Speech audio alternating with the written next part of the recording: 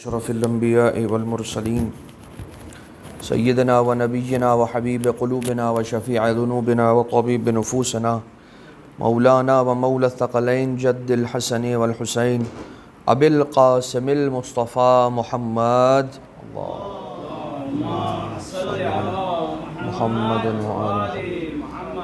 وآلہ الطیبین الطاہرین المعصومین المنتجبین الغر المیامین لا سیما علی الامام المنتظر والحجة الثانی عشر واللعنة الدائمة الباقية على أعدائهم ومنكري فضائلهم وغاصبي حقوقهم من الأزل إلى قيام يوم الدين. أما بعد، فقد قال الله سبحانه وتعالى في محكم كتابه ومتقن خطابه وقوله الحق وهو أصدق القائلين. بسم الله الرحمن الرحيم. واصنع الفلك بأعيننا ووحينا صلوات. اللهم صل علی محمد وعلی محمد. اذان محترم، جمعہ کا یہ مبارک دن ہے جسے پروردگار عالم نے اپنے بندوں کو جمع کیا ہے، اور چونکہ جمعہ کے دن بندگان خدا عبادت الہیہ کے لیے جمع کیے جاتے ہیں، اس وجہ سے اس دن کو جمعہ بھی کہا جاتا ہے.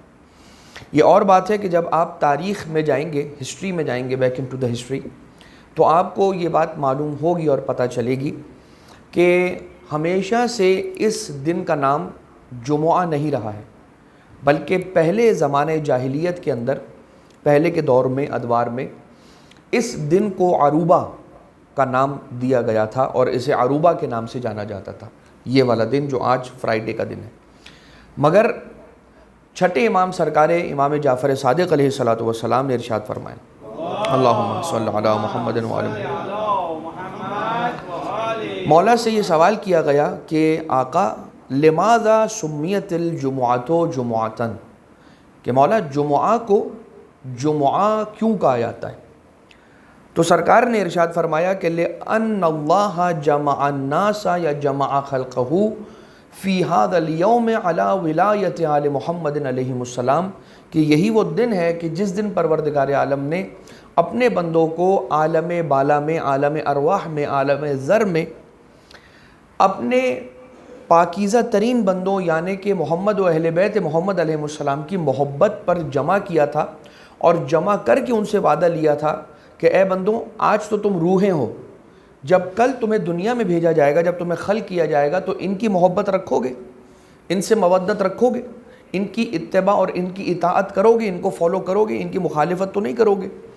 تو اس دن پروردگار عالم نے اپنے بندوں کو جمع کیا تھا، اور جمع کر کے یہ وعدہ لیا تھا کہ میرے ان پیارے جو بندے ہیں، پاکیزہ ترین بندگان خدا یعنی کہ محمد و عطرت آل محمد علیہ السلام، ان کی محبت اور ان کی ولایت پر پروردگار عالم نے جمع کیا.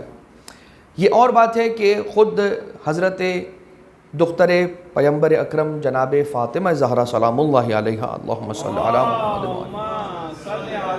محمد. بی بی نے ایک طولانی حدیث ہے کہ جو فرائیڈے کی سگنیفیکنس اور اس دن کی فضیلت کے بارے میں ارشاد فرمائی ہے کہ جو جمعہ کا دن ہے، اس دن کی کیا فضیلت ہے، اس کی کیا اہمیت ہے. اور وہ جو حدیث ہے جناب سیدہ سلام اللہ علیہ کی، اس میں جو بی بی نے ارشاد فرمایا ہے وہ رسول اللہ صلی اللہ علیہ وآلہ وسلم سے نریٹ کیا ہے. یعنی کہ جناب سیدہ سلام اللہ علیہ نے فرمایا کہ میرے بابا نے یہ کہا، میں نے اپنے بابا کو یہ کہتے سنا کہ جمعہ کا دن وہ دن ہے کہ جس دن پروردگار عالم اپنے بندوں پر خاص رحمتیں فرماتا ہے. جیسے ہم نے کل رات جو مجلس تھی اس میں ارشاد آپ کی خدمت میں عرض کیا تھا کہ یہ جو شب اور روز جمعہ کے جو 24 گھنٹے ہیں، ان ساعتوں میں، ان گھڑیوں میں پروردگار کی خاص رحمت اپنے بندوں پہ نازل ہوتی ہے. تو یہ جناب سیدہ سلام اللہ علیہ نے اپنے بابا یعنی کہ رسول خدا صلی اللہ علیہ وآلہ وسلم کے ذریعے سے ہمیں بیان فرمایا، علیکم السلام ورحمۃ اللہ، ہمیں یہ بیان فرمایا کہ یہ جو جمعہ کا دن ہے، اس دن عبادت الہیہ کا خاص اہتمام کیا جائے، اور اس دن رب کی بارگاہ میں مناجات کرنے کے لیے خاص اہتمام کیا جائے. اور اب وہ میں پوری حدیث انشاءاللہ کسی اور موقع پر آپ کی خدمت میں ضرور عرض کروں گا، کیونکہ 10 سے 12 منٹ پوری وہ حدیث پڑھنے میں لگیں گے۔ البتہ ایک جو بہت امپورٹنٹ بات ہے جو میں آج کے لیے عرض کرنا چاہتا ہوں وہ یہ ہے کہ جناب سیدہ سلام اللہ علیہ نے فرمایا کہ اس جمعہ کے دن میں ایک ایسی ساعت ہے، ایک ایسا پیریڈ ہے، ایک ایسا ٹائم ہے کہ جو باقی پورے کے پورے 24 گھنٹوں پہ بھاری ہے، اور یہ وہ وقت ہے کہ جس وقت میں اگر انسان خدا سے کوئی دعا مانگتا ہے تو پروردگار عالم اسے ضرور قبول کرتا ہے، اگر اس کے لیے اس کا قبول ہونا بہتر ہوتا ہے، یعنی کہ ہماری مصلحت میں اگر ہوتا ہے تو پروردگار ہمیں ضرور عطا کرے گا۔ جب پوچھا کہ بی بی وہ کون سی ساعت ہے، جناب سیدہ سلام اللہ علیہ نے فرمایا کہ جو آخری ساعت یوم جمعہ ہے، یعنی when the day of Friday is about to come to an end، یعنی کہ جو فرائیڈے کے دن مغرب کا وقت آنے والا ہے اس سے تقریباً ایگزیکٹلی 1 گھنٹہ پہلے سورج غروب ہونے کے، جمعہ کے دن سورج کے غروب ہونے کے تقریباً 1 گھنٹہ پہلے کا جو وقت ہے یہ بہت امپورٹنٹ وقت ہے۔ یعنی آپ اگر اس کو سمرائز کریں تو پورے ویک میں جو شب بہت امپورٹنٹ ہے وہ شب جمعہ، جو دن پورے ویک میں بہت امپورٹنٹ ہے وہ فرائیڈے کا دن، اور فرائیڈے کے دن میں بھی جو بہت امپورٹنٹ ٹائم ہے وہ ٹائم وہ ہے کہ جو فرائیڈے کے دن کا تقریباً about to come to an end جو وقت ہے، مغرب کے وقت سے بالکل پہلے تقریباً 1 گھنٹہ، اس میں انسان کو یہ چاہیے کہ اللہ تعالیٰ کی بارگاہ میں ضرور آئے اور جو اپنی پریشانیاں ہیں، اپنی حاجات ہیں، وہ رب ذوالجلال کی بارگاہ میں ضرور پیش کرے۔ اس وقت کے لیے ایک دعا بھی آل محمد علیہ السلام کی ٹیچنگز میں ہمیں ملتی ہے، اور اس دعا کا نام ہے دعائے سماعت۔ اس دعائے سماعت کی ضرور تلاوت کریں کہ اس کی بڑی فضیلت ہے، اس کی بڑی سگنیفیکنس ہے، اور جو اس کا سب سے بڑا فائدہ ہے وہ یہ ہے کہ اپنے دشمنوں سے پروردگار عالم ہمیں محفوظ رکھتا ہے۔ اور انسان کا دشمن کون ہے سب سے بڑا؟ ان الشیطان لکم عدو مبین، تمہارا جو سب سے بڑا دشمن ہے وہ شیطان ہے، اس لیے کہ وہ عدو مبین ہے، وہ کھلا ہوا دشمن ہے۔ اس نے علل اعلان پروردگار عالم سے یہ کہا تھا کہ اب میں قیامت تک جو تجھ سے مہلت مجھے مل رہی ہے، اس مہلت میں ایک ہی کام کروں گا کہ تیرے بندوں کو تیرے رستے سے بہکاؤں گا۔ لہٰذا ہم جمعہ کا دن ہمیں پروردگار عالم نے عطا کیا، اس کا شکر بجا لاتے ہیں، اور میں سب سے پہلے خود کو اور اس کے بعد آپ تمام کو تقوی الہی کی نصیحت اور وصیت کرتا ہوں، اور اس کے بعد ہم یہ آپ کی خدمت میں عرض کرتے ہیں کہ اگر ہو سکے تو جمعہ کے دن آخری گھڑیوں میں، آخری ساعتوں میں اگر دعائے سماعت کی تلاوت کر سکیں تو ضرور کیا کریں۔ آج کے لیے جو ہم نے جس قرآن کریم کی ورڈز کو، اس کے ایک پیس کو ہم نے سرنامہ کلام ٹائٹل میں تلاوت کرنے کا جو شرف حاصل کیا، اس میں پروردگار عالم ارشاد فرما رہا ہے حضرت نوح علیہ السلام سے اللہ کا یہ کلام ہے، اینڈ اللہ سبحانہ و تعالیٰ از اسپیکنگ ٹو حضرت نوح علیہ السلام ان دیز ورڈز کہ وَاصْنَعِ الْفُلْكَ بِأَعْيُنِنَا وَوَحْيِنَا، اے نوح اب آپ فلک بنائیں۔ فلک کیا؟ کشتی بنائیے۔ بِأَعْيُنِنَا وَوَحْيِنَا، میری نگاہوں کے سامنے کشتی بنائیے اور میری وحی کے بالکل عین مطابق بنائیے۔ اب یہ جو حضرت نوح علیہ السلام کی جو کشتی ہے، جو حضرت نوح علیہ السلام نے کشتی بنائی، آج سے پہلے تک کبھی ہیومن ہسٹری کے اندر کوئی کشتی، کوئی شپ، کوئی آرک نہیں بنائی گئی تھی۔ جب اللہ نے حضرت نوح علیہ السلام سے یہ کہا کہ O Noah now prepare an ark for your people, اپنے لوگوں کے لیے ایک آرک بنائیے۔ اب اس کا بھی ایک سینیریو ہے، اس کا بھی ایک بیک گراؤنڈ ہے، وہ میں بھی ابھی آپ کی خدمت میں عرض کرتا ہوں۔ لیکن حضرت نوح علیہ السلام کو جب کشتی بنانے کا کہا گیا، اس وقت حضرت نوح علیہ السلام نے سوال کیا کہ پروردگار یہ جو تو مجھے بنانے کا کہہ رہا ہے یہ ہے کیا چیز؟ اور پھر حضرت جبرائیل امین تشریف لائے، اللہ کی جانب سے آئے اور حضرت نوح علیہ السلام کو دکھایا حکم الہی سے، ایک تصویر دکھائی اور فرمایا کہ اللہ کا حکم یہ ہے کہ آپ نے یہ بنانا ہے۔ اور اس کے لیے لکڑیاں کہاں سے آئیں؟ اب یہ میں آپ کی خدمت میں عرض کرتا ہوں۔ کیلیں تو آسمان سے آئی تھیں، 1,29,000 129,000 جو کیلیں تھیں، نیڈلز کہیں گے اس کو، کیا کہیں گے، کیلیں، وہ ایک صندوق کے اندر، ایک باکس کے اندر آسمان سے نازل ہوئی تھی حضرت نوح علیہ السلام کے لیے، لیکن لکڑی زمین سے فراہم ہوئی تھی. تو یہ جو لکڑیاں حضرت نوح علیہ السلام کو ملی تھیں وہ کہاں سے ملی تھیں؟ اب آپ ذرا یہ دیکھیے کہ حضرت نوح علیہ السلام کو تقریباً 1150 سال آپ کو عمر ملی. بہت طولانی عمر تھی حضرت نوح علیہ السلام کی، اور اس زمانے کے لوگوں کی عمریں، ایجز جو تھیں وہ بہت لمبی ایجز ہوا کرتی تھی، بہت طولانی عمریں ہوتی تھی اس زمانے کے لوگوں کی. حضرت نوح علیہ السلام نے 1150 سال میں سے 950 ایئرز آپ نے پروپیگیشن کی. کس بات کی؟ دا وننس آف اللہ، توحید پروردگار، یکتا پرستی، ایک اللہ کو مانو. اس راستے پر آ جاؤ کہ اتنے بتوں کو پوجنے کی ضرورت نہیں ہے، ایک اللہ کو مانو. لیکن لوگ جو تھے حضرت نوح علیہ السلام کی بات نہیں مانتے تھے، اور وہ کہتے تھے کہ بھائی ہم اتنے سٹیبل ہیں کہ ہم آپ کی بات کیوں مانیں. ایک بات. دوسری بات، آپ یہ کہتے ہیں کہ اگر آپ کی بات نہ مانی تو یہ ہوگا کہ آسمان سے اللہ کا عذاب نازل ہو جائے گا. تو اگر اللہ کا عذاب آتا بھی ہے تو ہم اتنے طاقتور ہیں کہ ہم اس سے ڈیل کر سکتے ہیں. اب لوگ یہی کہتے تھے حضرت نوح علیہ السلام کو کہ ہم آپ کی بات نہیں مانیں گے، جس عذاب کا آپ بار بار کہتے ہیں نا، آنے دیجئے، لیٹ دیٹ عذاب come, we are going to deal with that. اور حضرت نوح علیہ السلام نے پھر ایک وقت آیا کہ بالکل اکتا گئے، فیڈ اپ ہو گئے حضرت نوح علیہ السلام، اور پریشان ہو کر. 950 سال کا عرصہ کوئی معمولی عرصہ نہیں ہے. اور ان 950 سالوں میں حضرت نوح علیہ السلام کو کتنے لوگ ملے؟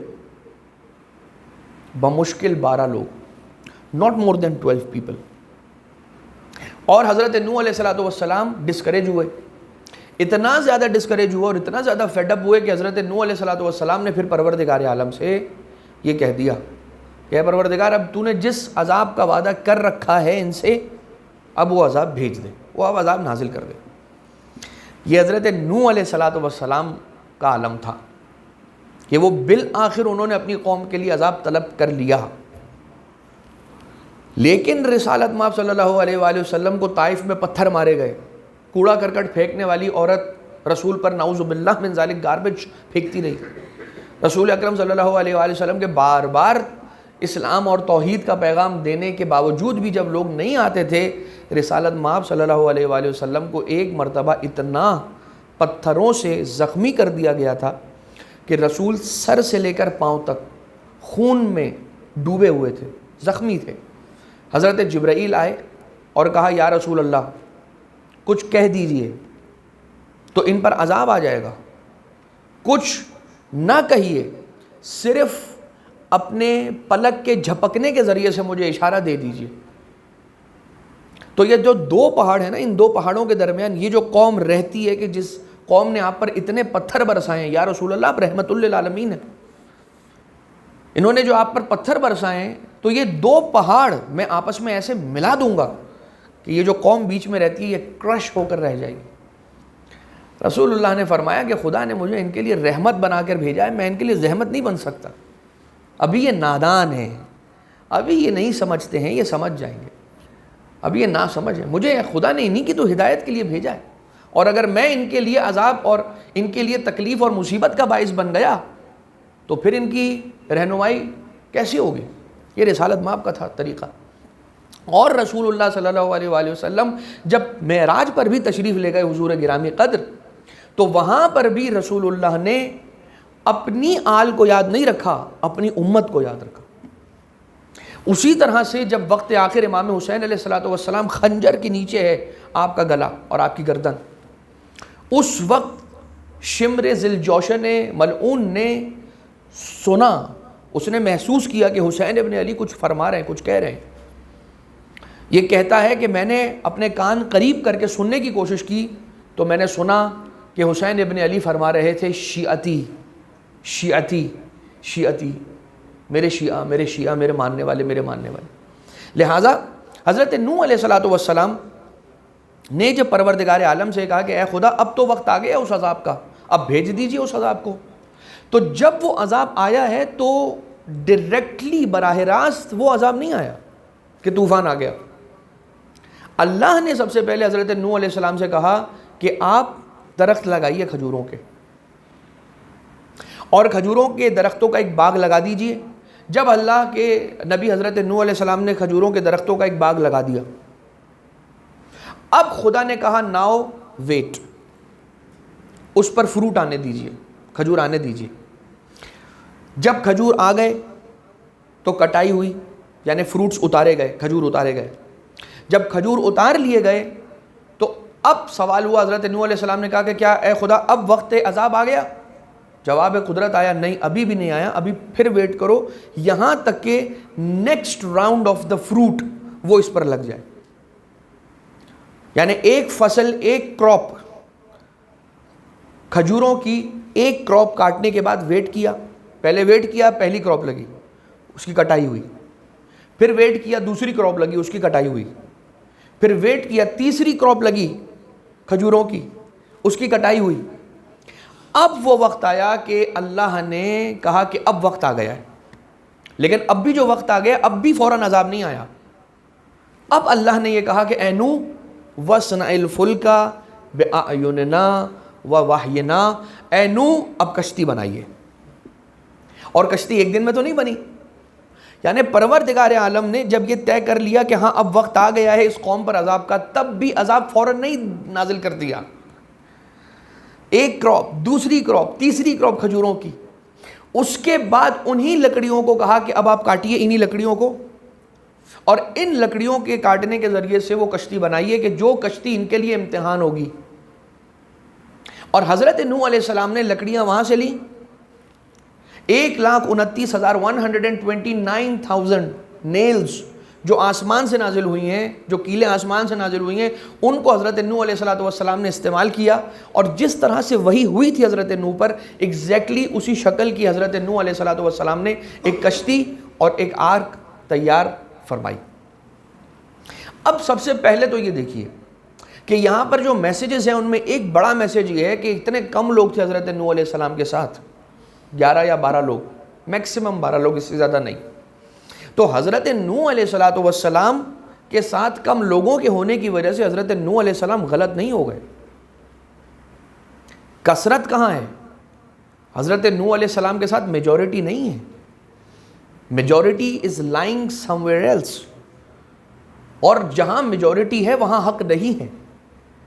یہاں مائنورٹی ہے حضرت نوح علیہ السلام کے ساتھ، لیکن حق فالز ہیئر ود حضرت نوح علیہ السلام۔ آپ دیکھتے چلے جائیے طول تاریخ میں، سب سے پہلے تو قرآن کریم کی آیت دیکھیے، بسم اللہ الرحمن الرحیم، قلیل من عبادی الشکور، کم ہیں وہ کہ جو میرے شکر گزار بندے، کم ہیں وہ، قلیل من عبادی الشکور، میرے بہت زیادہ شکر کرنے والے اور میرے حقیقت میں شکر کرنے والے لوگ بہت کم ہیں، قلیل ہیں۔ یہ خدا کا فیصلہ ہے کہ جو میرے والے ہوں گے وہ ہمیشہ کم ہوں گے۔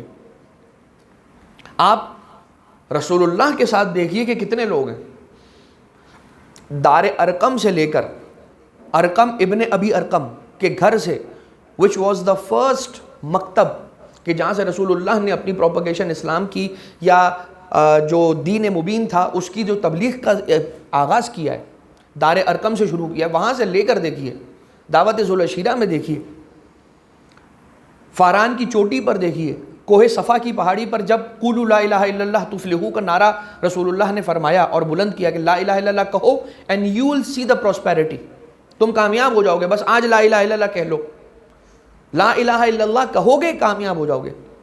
لیکن کیا ہوا، آپ جہاں جہاں پر دیکھیں گے رسول کے ساتھ کتنے لوگ ہیں، آپ کو نظر بہت کم لوگ آئیں گے۔ On your finger tips, Ammar نظر آئیں گے، عمار کے والد یاسر نظر آئیں گے، عمار کی والدہ سمیہ نظر آئیں گی، آپ کو جناب سلمان دکھائی دیں گے رسالت مآب کے ساتھ، ابو ذر، مقداد، امیر المومنین، حضرت حمزہ، حضرت ابو طالب علیہ السلام، جناب خدیجہ، یہ وہ افراد ہیں کہ جو اتنے کم لوگ ہیں کہ جو رسالت مآب صلی اللہ علیہ وآلہ وسلم کے ساتھ ہر وقت کھڑے ہوئے، لیکن بہت کم ہیں۔ لیکن ان کے کم ہونے کا کبھی کوئی نقصان نہیں ہے۔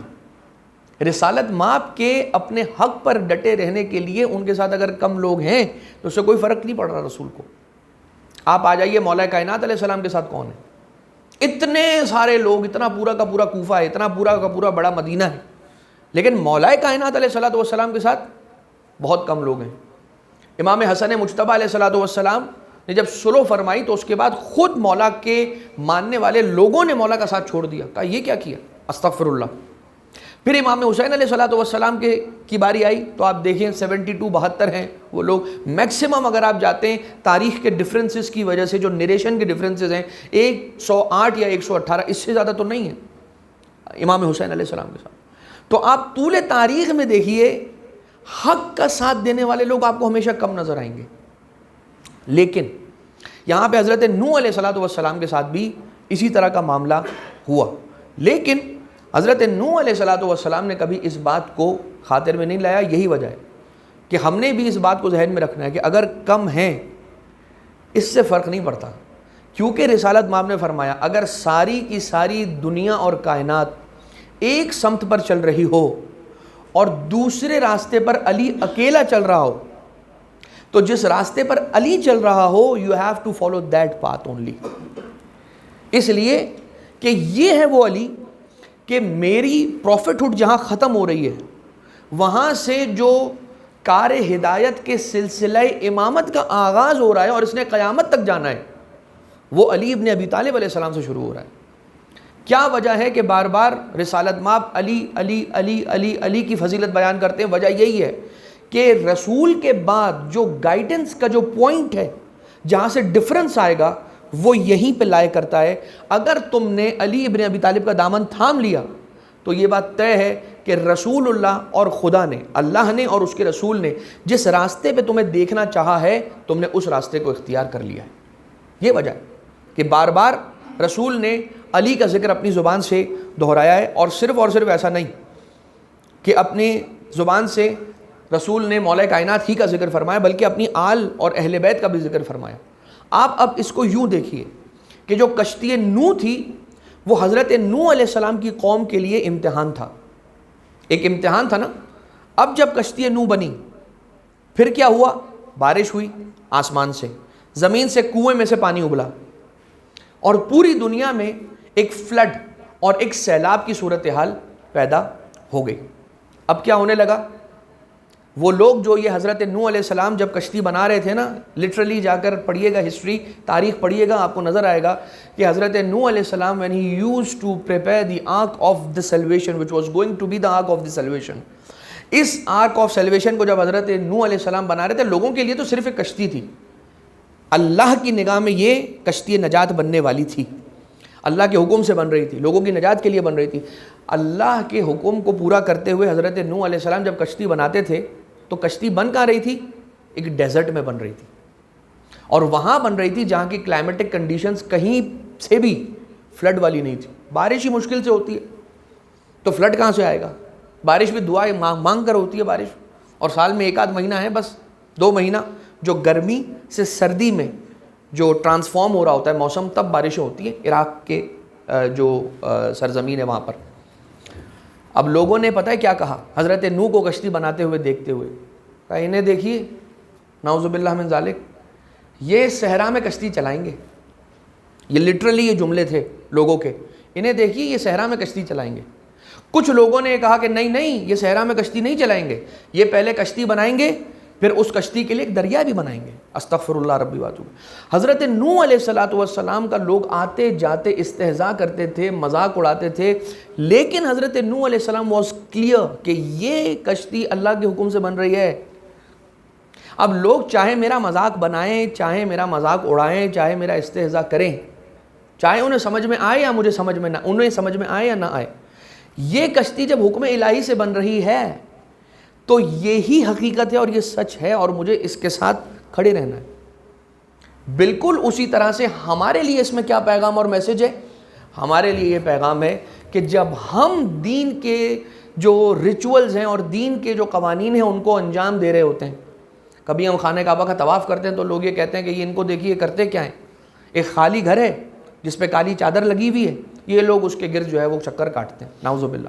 پھر انہیں دیکھیے یہ کیا کرتے ہیں کہ 2 پہاڑیوں کے درمیان دوڑ لگاتے ہیں اور ایک کنویں کا پانی پیتے ہیں اور یہ کہتے ہیں اب ہم پاک ہو گئے۔ اللہ نے جب ایک رستہ بتایا ہے، جب ایک ڈاکٹر دوائی بتاتا ہے اور یہ کہتا ہے کہ تمہاری یہ جو بیماری ہے اس کی یہ دوائی ہے، تو ہم خوش ہو کے مطمئن ہو کے وہ دوائی کھا لیتے ہیں، یا یہ کہتے ہیں کہ لو اتنی سی گولی میں میری بیماری کا حل کہاں سے ملے گا، میں تو اتنے عرصے سے بیمار ہوں. ہم اس کا مذاق نہیں بناتے. جو ڈاکٹر ہمیں دوا دیتا ہے ہم اس کا مذاق نہیں اڑاتے، اس کا مذاق نہیں بناتے.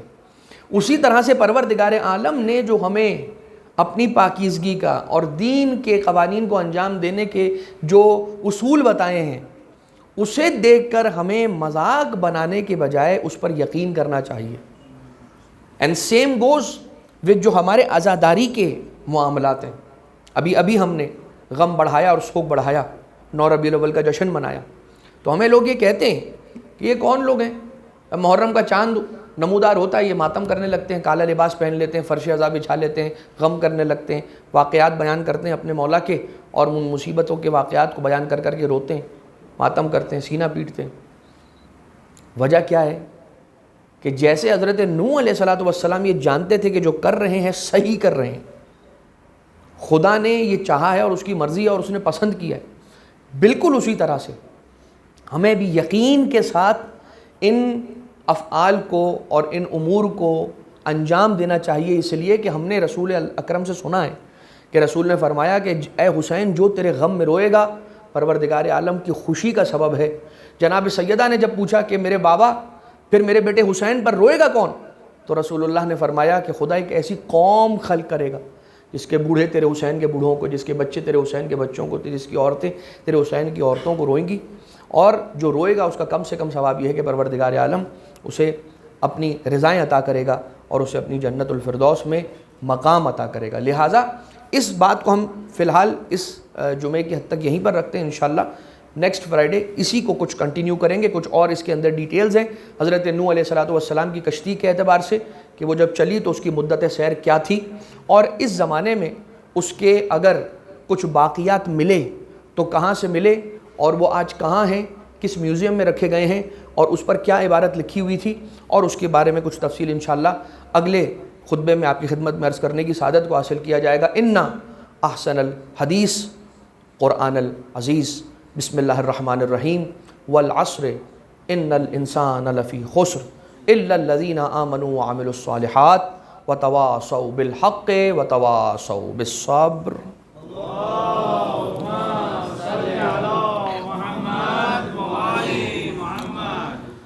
اللهم صل على محمد وآل محمد.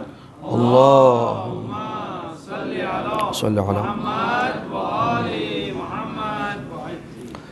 اعوذ باللہ من الشیطان الرجیم. بسم اللہ الرحمن الرحیم. الحمد للہ رب السماوات والارضین بدیع السماوات والارض والصلاة والسلام على اشرف الانبیاء والمرسلین سیدنا و نبینا و حبیب قلوبنا و شفیع ذنوبنا ابی القاسم المصطفیٰ محمد.